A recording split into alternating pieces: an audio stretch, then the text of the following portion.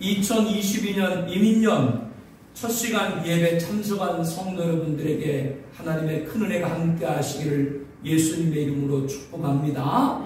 우리 함께 인사합니다. 새해 복 많이 받으세요. 새해 복 많이 받으세요. 사랑으로 섬기겠습니다. 사랑으로 섬기겠습니다. 믿음으로 승리하세요. 믿음으로 승리하세요. 우리 모든 영광을 하나님께 박수로 올려드리겠습니다. 하나님 감사합니다. 영광 받아 주시옵소서. 감사합니다.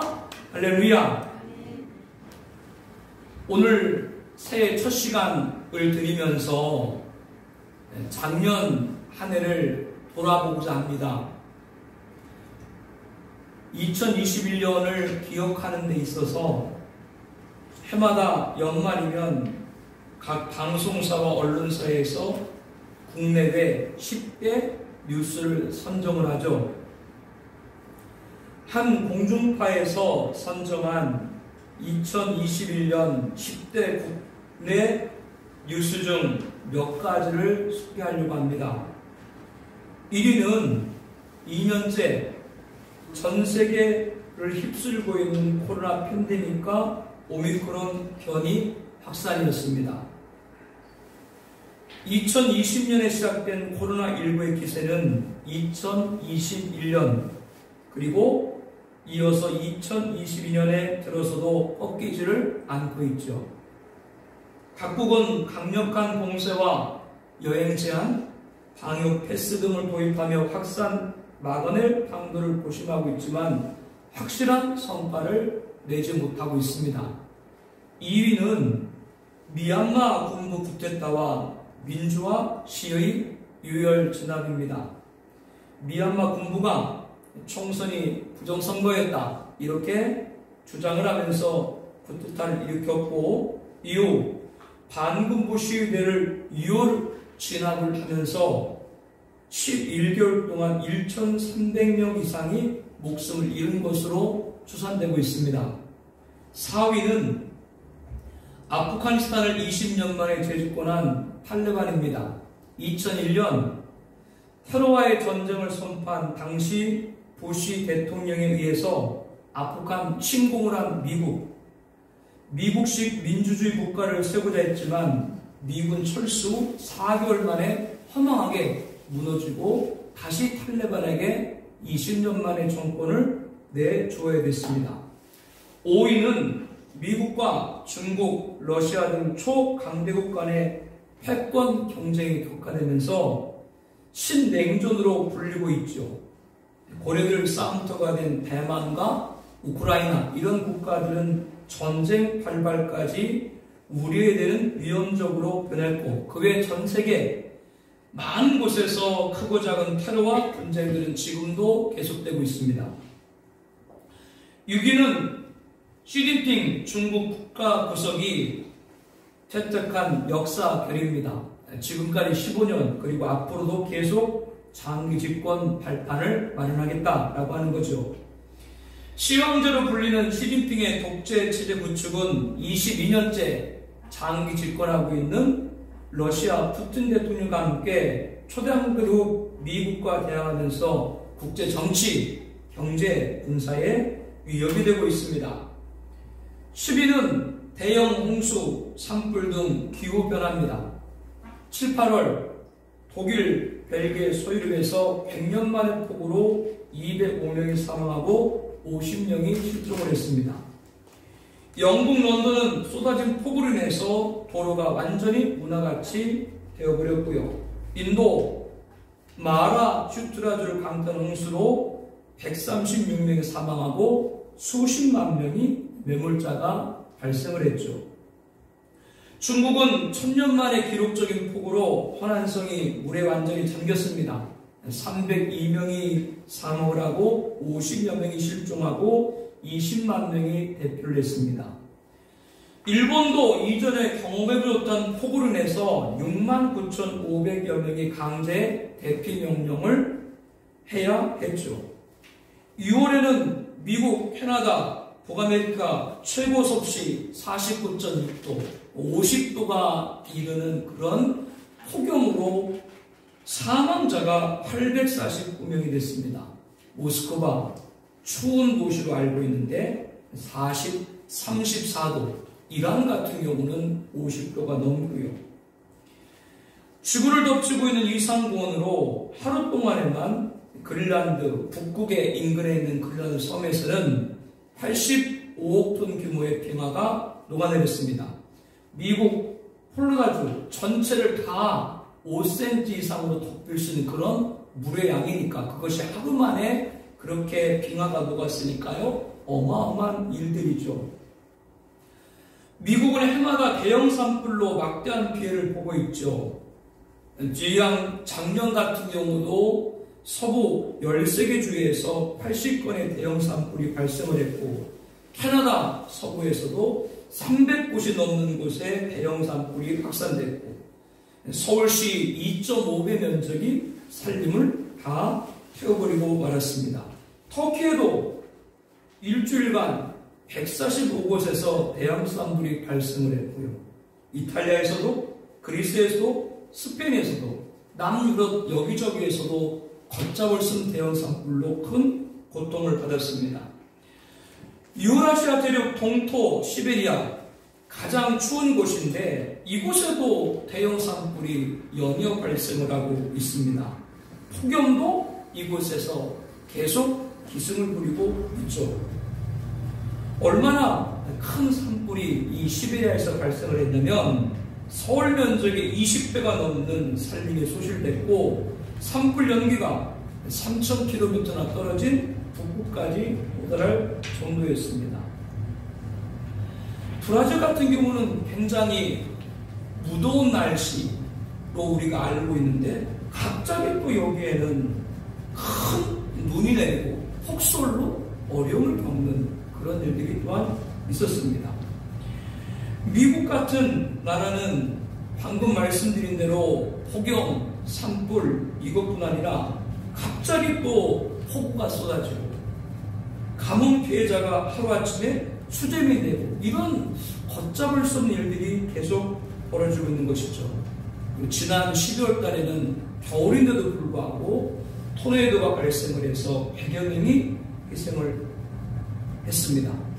과학자들은 이런 재앙들이 앞으로 일상이 될 수 있다고 경고하고 있습니다. 이와 같은 전 세계에 발생한 폭우, 폭염, 폭설, 홍수, 산불, 각국의 기온 급상승 등 이상 현상은 기후 재앙임이 분명합니다. 새해 첫 시간에 작년을 돌아보면서 왜 이런 안타까운 소식을 제가 여러분에게 말씀을 드리는 것일까요? 지금 2021년 지구촌 10대 뉴스 순위에 랭크된 항목 중에 6개 이상이 자연재해, 전염병, 테러, 전쟁에 관련된 것들입니다. 기후가 점점 극한으로 치닫고 있는데요. 예전에는 이런 재앙들은 후진국, 못 사는 국가에서만 발생한다라고 생각을 했는데, 방금 전 제가 말씀드린 대로 지금은 미국, 서유럽 국가들이 최일선에서 당하고 있습니다. 어느 국가도 예외가 없이 이런 큰 재앙을 겪고 있는 것이죠. 이렇게 해마다 재앙의 광폭의 발걸음을 더해가고 있음을 볼 수가 있습니다. 우리는 21세기에 살고 있습니다. 최고의 문명, 최신의 의학, 이것을 갖고 있는데도 불구하고 그로 인해 가지고 그것으로 인해서 잡아낼 수 없는, 치유할 수 없는 재앙과 전염병, 질병들은 속속 나타나고 있습니다. 이렇게 지구는 임계점, 더 이상 이렇게 있다가 살아갈 수 있을까라는 말을 할 정도로 지구는 종말을 향해 시달리고 있다고 하는 것을 부인할 수가 없습니다. 예수님은 이렇게 말씀을 하시죠.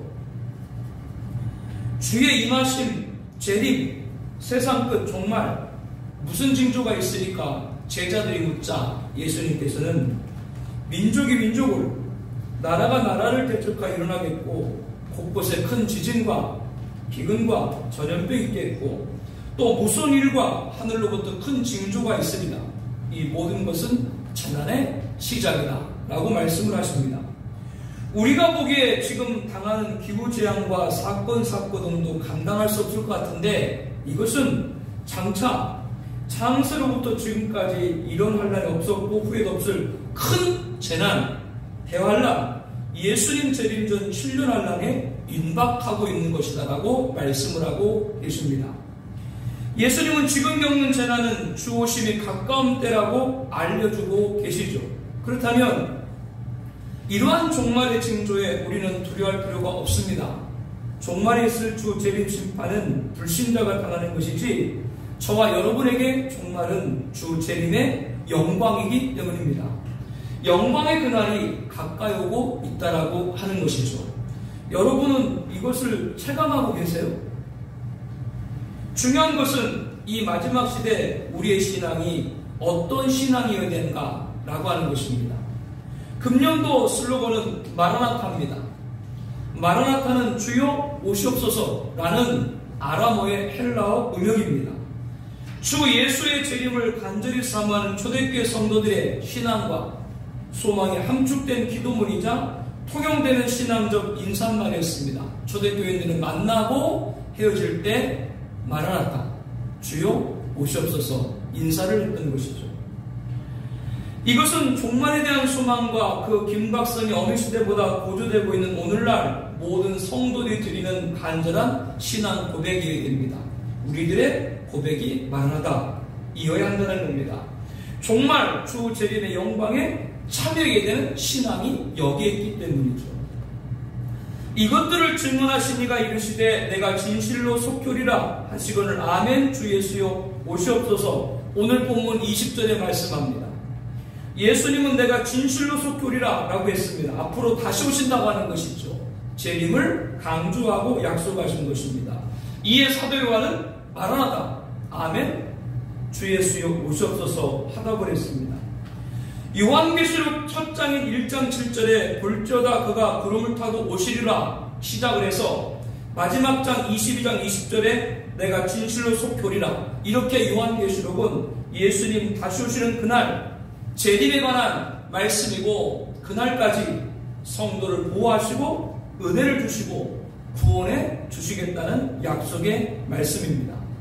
그러므로 이 두루마리 요한계시록 예언의 말씀을 지키는 자는 복이 있다라고 22장 7절에 말씀합니다.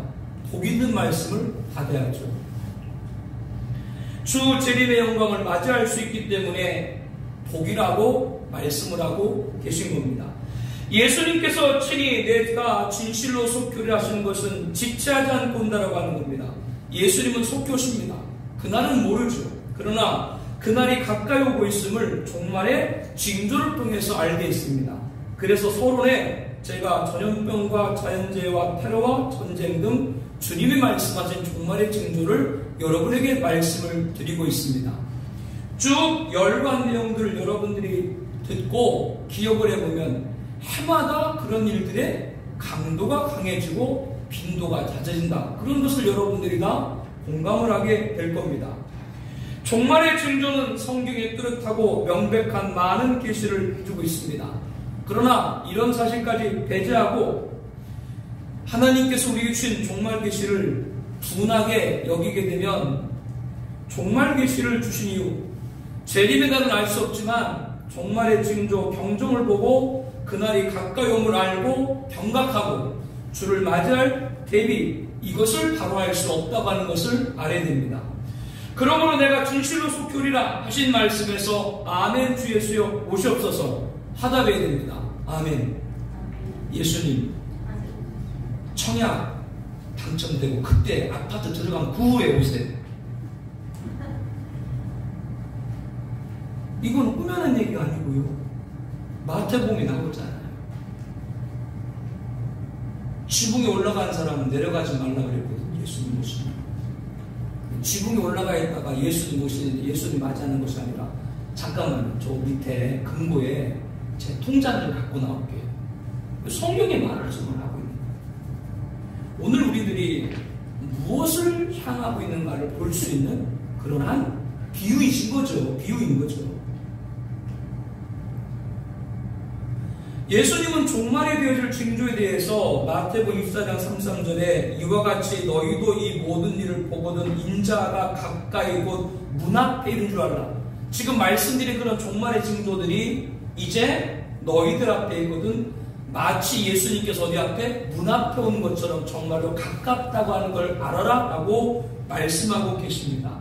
그러므로 우리는 주님 오실 때 아멘 주 예수에 오시옵소서 하다보라고 이것을 믿어야 되고 알아야 되고 증거해야 될 줄로 압니다. 종말의 징조가 성취될 때를 기준으로 주님은 인자가 문 앞에 서 있다 이렇게 말씀을 하셨다라고 여러분에게 말씀드렸습니다. 지금 전 세계 어느 곳도 예외가 없습니다. 안전지대가 없습니다. 피할 곳이 없이 재앙이 쏟아지고 있습니다. 예수님께서 말씀하신 대로 곳곳에 있을 것이다 라는 말씀 그대로 지금 이루어지고 있는 거예요. 지금은 장차 올 대환란 7년 환란의 예고라고 말씀드렸습니다. 우리들로 하여금 뭐요? 경종하게 하신 거예요. 종이 울릴 때 들어야겠죠. 내가 진실로 속교리라 하신 말씀의 또 다른 이유는 우리의 신앙적인 자세를 경각하라고 하는 겁니다. 우리는 주재림의 일시를 모릅니다. 그러므로 우리는 항상 그날이 가까워 있음을 명심하고 이 예언의 말씀을 지키는 생활을 해야 됩니다. 계시록 1장 3절에 보면 이 예언의 말씀을 읽는 자와 듣는 자와 지키는 자가 복이 있다 이렇게 말씀을 하셨는데요.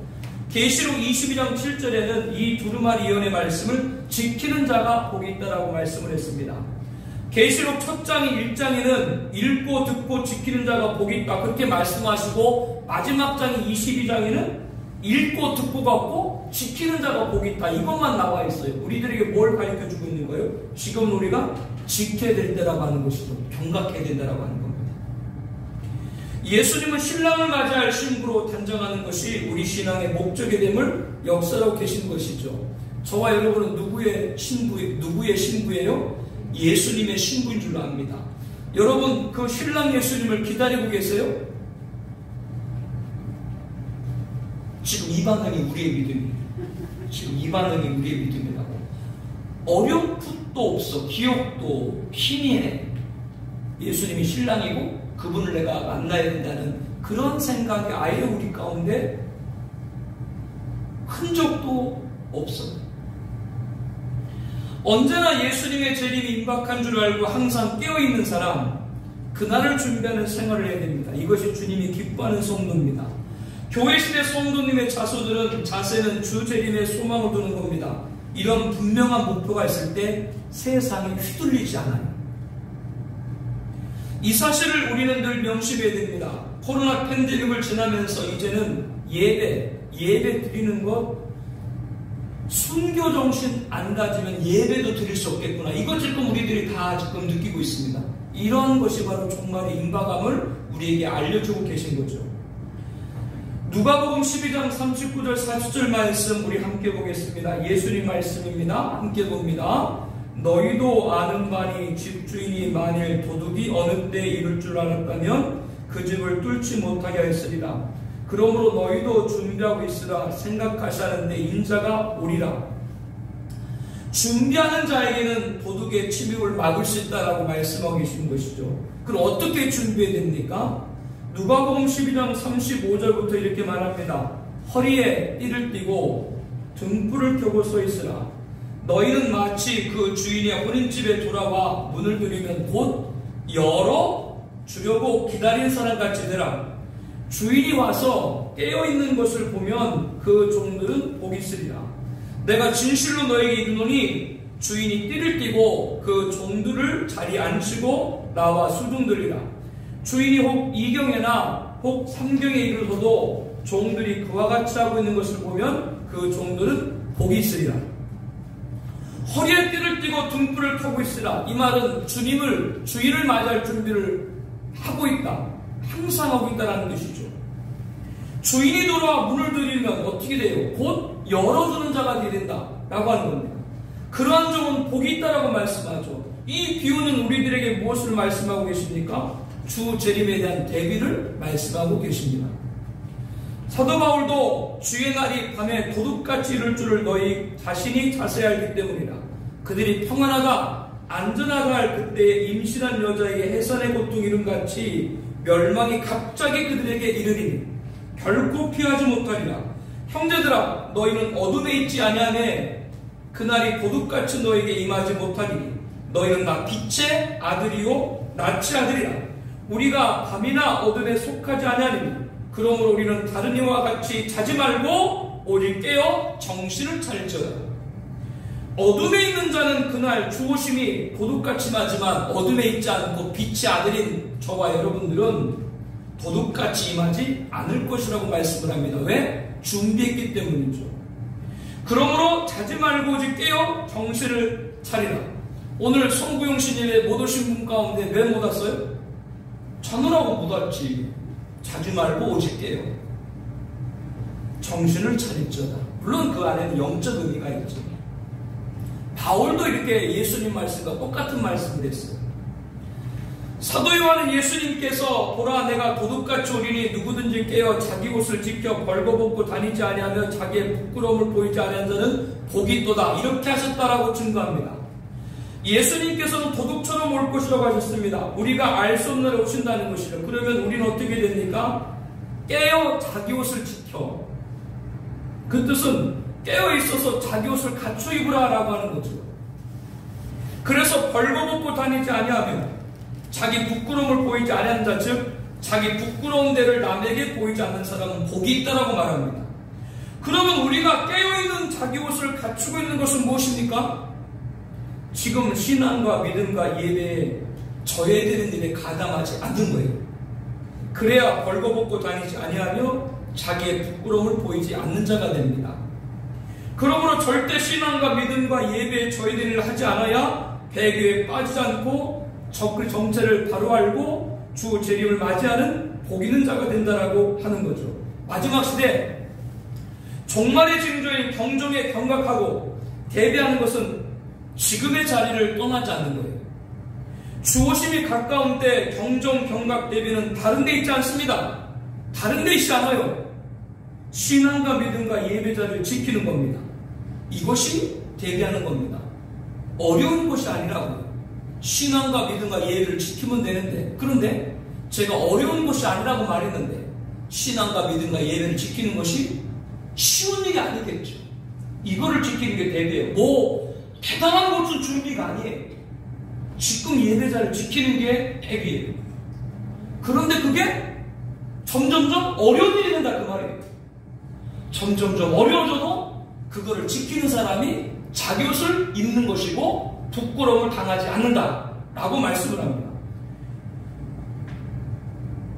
주변에 이렇다 저렇다 말들이 많은데 아까도 어느 분이 어느 카페에 들어가 보니까 오늘 교회에서 송구영신 예배를 드리잖아요. 왜 다른 데는 다 9시까지 문 닫는데 교회는 9시 이후에도 예배를 드리냐고. 할 말이 있어요 없어요? 할 말이 없어요. 그냥 세상의 논리대로 교회를 그렇게 얘기하려고. 그런데 문제는 교회 밖에서 얘기하는 건 그렇다 치더라도 심지어 성도들을 위한다고 하면서 지금 신앙과 믿음과 예배를 혼란케 하는 세력들이 교회 외부만 아니라 내부에 있다라고 하는 겁니다. 우리는 지금 자를 지켜야 됩니다. 이것이 내가 진실로 속죄리라 말씀에 아멘 주 예수여 오시옵소서 마라나다입니다. 마라나다는 다른 것이 아니라 뭐라고요? 지금 있는 자리를 지키는 게 마라나다예요. 복잡하게 생각할 아무것도 없어요. 근데 지금 있는 자리를 지키는 사람들이 점점점 없어지는 거예요. 이게 마지막 시대입니다. 벌거벗었는데 부끄러움을 몰라. 자기 옷을 입어야 되는데 자기 옷을 지금 벗고 있는데 우리가 입은 옷을 못 입으니까 신앙의 옷을 입어야 되고 믿음의 옷을 입어야 되고 예의 옷을 입어야 되는 줄 믿습니다. 그게 벗겨졌는데 부끄러운 걸 몰라요. 이게 마지막 시대다라고 하는 거예요. 지금 우리가 살아가고 있는 이 시대는 종말적인 계시들이 실제적으로 성취되어가는 역사의 시점에 있습니다. 2020년이 시작되었고 2021년 지나 금년 2022년까지 누구도 부인할 수 없는 종말의 징조인 코로나19가 세계를 뒤엎고 있죠. 소총 한 발, 대포 한 문, 미사일 한 번 발사도 않고 현재까지 550만여 명이 목숨을 잃었습니다. 확진자는 2억 9천만 명, 3억 명에 다되어갑니다. 전 세계 249개 중에서 223개 나라에서 발생했습니다. 여러분, 코로나를 극복한다. 그렇게 서요. 코로나를 극복한다 하더라도 그 다음에 그와 같은 전염병과 죄가 없겠어요? 성경을 볼 때 더 강력하고 창궐한 재앙을 예언하고 있죠. 그러면 그때마다 예배당 문을 걸어 잠그는 것이 해답이 됩니까? 자꾸 우리 옷을 벗기려고 해요. 신앙의 옷을 벗기려고 그러고 믿음의 옷을 벗기려고 그러고 예배를 자꾸 벗기려고 하는 거예요. 무슨 일만 있으면 교회 문 닫아. 여기서 우리는 지금 자리를 지켜야 됩니다. 여기서 흔들리면 안 돼요. 지금 우리의 자리를 무너뜨려 가고 있는 것이죠. 이것을 보고도 주재림의 경종, 경각, 대비하지 못한다면 우리의 중심이 무엇인지 우리는 우리 스스로를 한번 깊이 자성해 볼 필요가 있습니다. 요한계시록은 기록 당시가 1세기입니다. 초대교회 성도들도 예언의 말씀을 듣고 경성했습니다. 그렇다면 안 믿는 사람들도 마지막 때란 시대에 살아가는 성도들은 귀를 기울이고 들어야 마땅한 것이죠.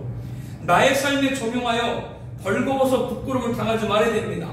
신앙과 믿음과 예배 자리에 깨어있는 자기 옷을 지켜야 되는 겁니다. 회개하라. 계시록 3장 3절에 회개하라. 만일 일깨이지 아니하면 내가 도둑같이 이르니 어느 때에 내가 이르는지 내가 알지 못하리라. 회개하라. 종말 시대의 회개 가운데 가장 큰 회개는 뭐냐면 주오심을 사모하지 않는 걸 회개해야 돼요. 그게 가장 큰 종말 시대의 회개입니다. 예수님의 재림을 사모하지 않으면 왜? 세상의 마음이 뺏길 수밖에 없기 때문에 그렇죠. 그러니까 자꾸 옷을 벗는 거예요. 종말의 회개에 대해서 자기 두루마리를 빠는 자는 복이 있다라고 오늘 본문 14절에 말합니다. 두루마리를 빨아라. 여기서 두루마리나 의의 옷을 말합니다. 이것은 인간 행위에 의한 의의가 옷이 아니라 예수님을 믿음으로 얻는 의의 옷인 거죠. 우리는 예수님을 영접했을 때 의의 옷인 두루마리를 다 받았습니다. 그리고 이 의의 옷은 신랑 예수를 맞이할 신부의 성도 반드시 입고 들어가야 될 예복이기도 합니다. 그러나 우리는 예수님을 믿고 난 후 이 옷이 더럽혀질 수가 있습니다. 예수님이 제자들에게 이런 말씀을 하셨죠. 이미 목욕한 자는 발밖에 씻을 필요가 없다. 발밖에 씻을 필요가 없다는 얘기는 뭐예요? 예수님 믿고 원죄는 해결됐지만 자범죄는 날마다 회개된다, 그런 뜻인데요. 우리가 예수님 믿고 난 이후에도 입은 의에 오신 두루마리가 이 세상에서 더럽혀질 수 있다고 하는 뜻이죠. 두루마리를 빠는 자들은 무슨 것을 의미하는 거예요? 회개를 의미하는 겁니다. 더러워진 의의 옷을 깨끗하게 하라 라고 말씀을 하고 계시죠. 그러므로 종말시대 7년 환란 중 전사년반 큰 환란 중에서 예비처로 나오는 흰옷 입은 무리에 대해서 이 큰 환란에서 나오는 자들인데 어린 양의 피에 그 옷을 씻어 쉬게 해야 됩니다.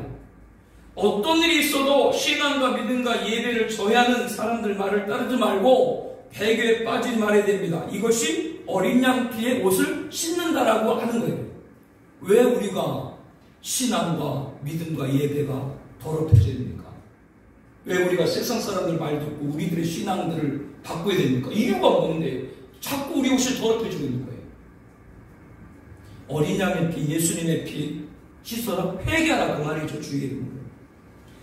그래야 7년 환란 중 후 4년간 적그리스도 홍채에 떨어지지 않고 예수님 재림을 맞이하여서 거룩한 성 세르살렘 성과 12물풍에 입성하고 그 성 안에 있는 생명나무에 나가서 그것을 취할 수 있는 권세, 축복을 받게 될 것이라고 오늘 보면 14절에 말씀합니다. 의의 옷 두루마리 입지 않고 회개로 깨끗하지 못하면 어떻게 됩니까? 오늘 보면 15절 우리 함께 말씀 보겠습니다. 개들과 점술가들과 다 같이요. 개들과 점술가들과 은행하는 자들과 살인자들과 우상 숭배자들과 및 거짓말 좋아하며 지어내는 자는 다 성 밖에 있습니다. 여기 성 밖은 거룩한 성 세르살렘, 거기 밖을 말하거든요. 여기 말씀에 개가 나오죠. 개. 이사야 56장 10절 12절에 이스라엘의 파수꾼은 깨어 있어야 되잖아요.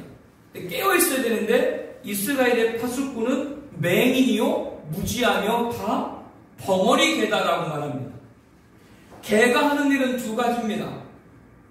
하나는 도둑이 오면 짖어야 되고, 또 하나는 멀리서 주인의 발걸음 소리만 들어도 반겨야 돼요. 이게 개가 하는 일이에요. 그렇지 않으면 어떻게 돼요? 보신탕 가야지 뭐. 그것도 안 하면. 목사는 교회의 도둑, 배교가 침투하지 못하도록 맞서 싸워야 됩니다. 성도들이 신앙과 믿음과 예배에 저해되지 못하도록 그거 공격하는 자를 막아야 돼요. 두 번째, 목사는 종말의 징조를 보고 가까이 다가오고 있는 주 재림을 증거하고 성도들 경성하고 경각하고 대비하도록 해야 돼요. 이것을 하지 않는 종들은 맹인이고 무지하고 벙어리개라고 말합니다. 걔는 걔한테 짓지 못하는 거죠. 도둑이 와도 가만히 있고 주인이 와도 반기지 않고 교회에 배교가 오고 성도들 신앙을 무너뜨린 데 가만히 있고 주 재림의 징조를 보고 죽으심을 증거도 하지 않고, 이것은 목사뿐 아니라 여러분도 마찬가지입니다. 우리들의 신앙을 어렵게 하고 힘들게 하는 것 맞서야 됩니다. 징조를 보고 주재림의 가까움을 보고 더 경각해서 오직 믿음의 주를 바라보고 그 신앙으로 나가야 됩니다. 우리 모두가 그와 같이 해야 돼요. 점술가, 그들은 거짓 기적으로 거짓된 복음을 전해오는 거짓 선자입니다. 살인자, 성도의 피를 흘리는 배교 교회를 말합니다. 음행하는 자, 영적 간음이죠. 음료, 음행의 포도에 취한 자들, 거기에 동조하는 무리들입니다. 이들과 우상 숭배자들과 거짓말 좋아하는 자며 지어내는 자는 다 성 밖에 쓰랴. 성 밖에 있게 하는 자들, 이 성 밖에 떨어질 자들이 지금 아주 합리적으로, 이성적으로, 논리적으로 신앙과 믿음과 예배를 저해하는 자들, 거기에서 지금 이들의 모습이 나타나고 있습니다. 우리는 갈대측량으로 하나님 주신 말씀의 잣대로 바른 분별을 해야 됩니다.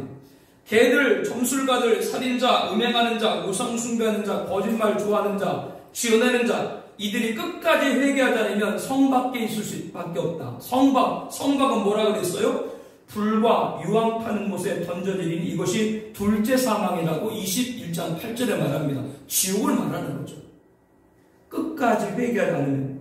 그러므로 우리들은 그들에게 회개를 전해야 됩니다. 17절 말씀 우리 함께 보겠습니다.